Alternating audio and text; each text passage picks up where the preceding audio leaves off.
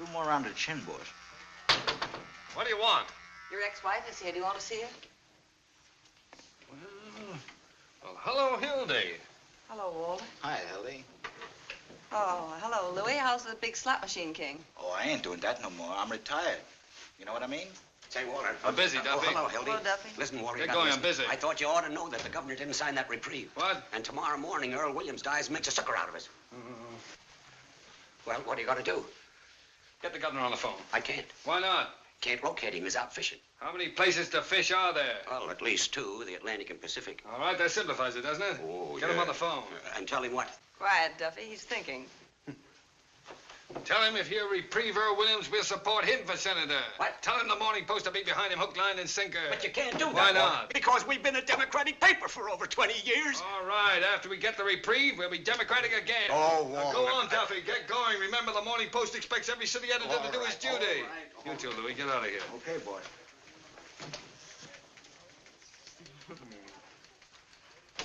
Well, Walter, I see you're still at it. It's the first time I ever double-crossed the governor. What can I do for you? Well, would you mind if I sat down? There's been a lamp burning in the window for you, honey. Here. Oh, I jumped out that window a long time ago, Walter. Oh, may I have one of those? Sure.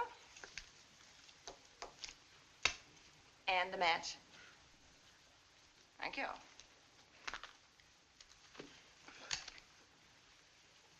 Well. How long is it?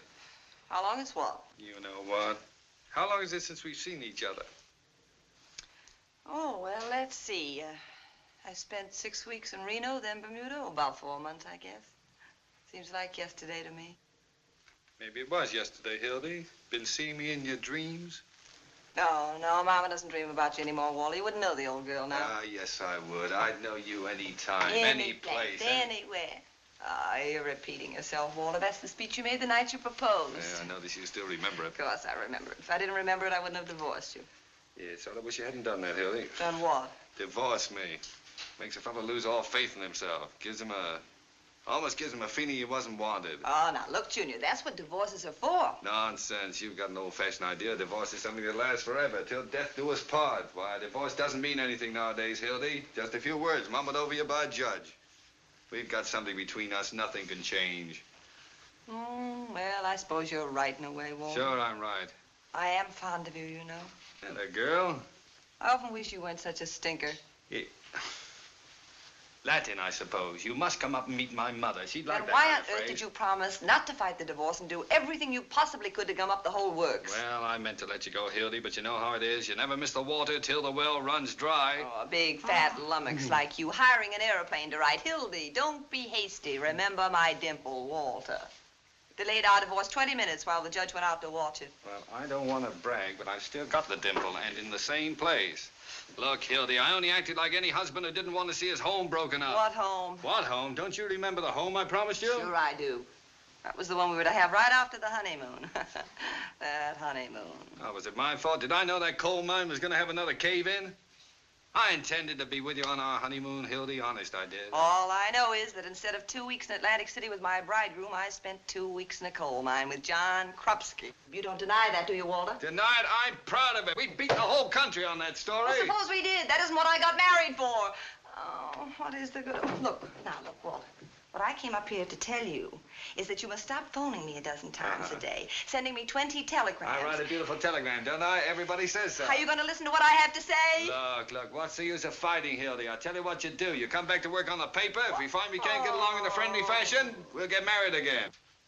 What? Certainly, I haven't any hard feelings. Oh, Walter, you're wonderful in a loathsome sort of way. Now, will you please be quiet just long enough for me to tell you what I came up here to say? Have some lunch, and you I have tell a me lunch everything. date already. Certainly, well, break it. I cannot break Certainly it. you Will can. you Come take on. your hands off me? What are you playing, osteopath? Temper. Oh, listen, Walter. You are no longer my husband and no longer my boss. And you're not going to be my boss. What's that supposed to mean? Just what I say. You mean you're not coming back to work on the paper? You are right, Mr. Burns, for the first time today.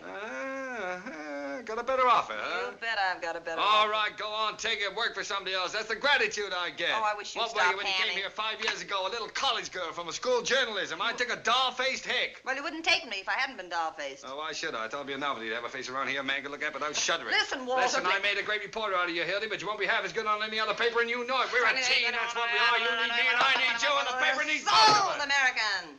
Oh, all right, go. Listen, Walter, please. Mm-hmm. The paper's going to have to get along without me. So are you. Just didn't work out, Walter. Well, it would have worked out if you'd been satisfied with just being editor and reporter, but not you. You had to marry me, spoil everything. I wasn't satisfied. I suppose I proposed to you. Well, you practically did, making Google eyes at me for 2 years until I broke down. Oh, Walter. And I still claim I was tight the night I proposed to you. If you'd have been a gentleman, you'd forgotten all about it, but not you. You're losing your eye. You used to be able to pitch better than that. Hello? Yeah? What? Sweeney? Well, what can I do for you? What? Wait a minute. I'm not Sweeney. I'm Duffy. Listen, Sweeney, you can't do that to me. Not today of all days. What's the matter with you? Are you loony? Jumping Jehoshaphat. Now, listen, Sweeney, this is no time. Oh, all right, I suppose so. Yes, if you have to, you have to. He had to. How do you like that? Everything happens to me. 365 days in a year, and this has to be the day. What's the matter, Walter? Sweeney. Dead? Oh, he might just as well be. The only man on the paper that can write, and he picks the day to have a baby. Well, he didn't do it on purpose, did he? I don't care whether he did or not. He's supposed to be covering the Earl Williams case. And where is he? Walking up and down in a hospital. Is there no sense of honor in this country? Oh, well, haven't you got anybody else? No. No, there's nobody else on the paper that can write. This'll break me. Unless... Hildy. No. Hildy, you gotta Not help me a out. chance, Just this Walter. once, Don't honey. bother Now me. listen Will to you me. get going? Get out of here, Duffy. I'm busy. Now, look, Walter, honey. please, save Look, your darling, breath. this'll bring us back together again, just the way we used to That's be. just what I'm afraid of any time, any place, anywhere. Now, don't mock me. This is bigger than anything ever happened to us. Don't do it for me. Do it for the paper. Scram, Svengali. Look, if you won't do it for love, how about money? Forget the other offer. I'll raise you 25 bucks a Listen week. to me, you great big bumble-headed I'll bad make boo. it 35 bucks and not a cent more. Walter, are you going to listen? Well, good grief, how much is that other paper going to pay you? There isn't any other paper. Oh, well, in that case, I'll raise it off. You go back to your old salary and back. How do you like that? Trying to backjack me. Walter, I want to about show you need. something. I'm It's busy. here. It's a ring. Take a good What? look at it. You know what What? it is? It's an engagement ring. Engagement ring? Uh-huh. I tried to tell you right away, but you would start reminiscing. I'm getting married, Walter, and I'm also getting as far away from the newspaper business as I can get. What? I'm through. You get mad all you want to, Hildy, but you can't quit the newspaper business. Oh, why not? I know you, Hildy. I know what quitting would mean to you. Well, what would it mean? It would kill you. You can't sell me that, Walter Burns. Who says I can't? You're a newspaper man. That's why I'm quitting. I want to go someplace where I can be a woman. You mean be a traitor? A traitor? A traitor to what? A traitor to journalism. You're a journalist, Hildy. A journalist? Now, what does that mean? Peeking through keyholes, chasing after fire engines, waking people up in the middle of the night to ask them if Hitler's going to start another war, stealing pictures off old ladies? I know all about reporters, Walter. A lot of daffy Budinskis running around without a nickel in their pockets, and for what? So a million hired girls and motormen's wives will know what's going on? Why, Oh, what's the use? Walter, you wouldn't know what it means to... Well, I want to be respectable and live a halfway normal life. The point is, I'm through. Where'd you meet this man? Bermuda? Rich, huh? Well, he's not what you call rich. Makes about $5,000 a year. What's his line? He's in the insurance business. Insurance business? Well, that's a good, honest business, isn't it? Oh, certainly is honest. It's also adventurous. It's romantic. Listen, Hildy, I can't picture you being surrounded by policies. Policies to the right of them. Politics doesn't make sense. I can, and I like it, what's more.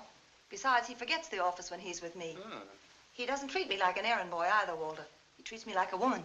it does, eh? Mm-hmm. How did I treat you? Like a water buffalo? I don't know from water buffaloes, but I do know about him. He's kind, and he's sweet, and he's considerate. He wants a home and children. Sounds more like a guy I ought to marry. What's his name? Baldwin, Bruce Baldwin. Baldwin. Oh, I knew a Baldwin once. A horse thief in Mississippi. Couldn't be the same fella, could it? You're now talking about the man I'm marrying tomorrow. Tomorrow? As soon as that? Mm-hmm. Well, at last I got out what I came up here to tell you. Guess there isn't any more to the story. So long, Walter. So long, Hildy.